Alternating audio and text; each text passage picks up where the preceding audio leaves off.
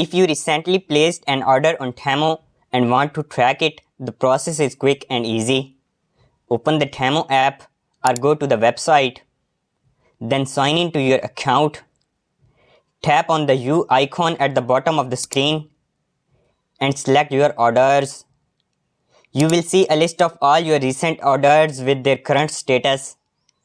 Tap the order you want to track to see more details. In the order details, you will find updates like processing, shipped, or out for delivery with time and date stamps. Temu also shows the tracking number and shipping carrier, so you can track the package directly on the carrier's website if needed. Make sure notifications are turned on to get shipping updates. The tracking system is simple and helps you stay informed. In just a few steps, you will know exactly where your package is and when it will arrive. Also check out the products I personally recommend from YouTube shop. Find them all in the description below.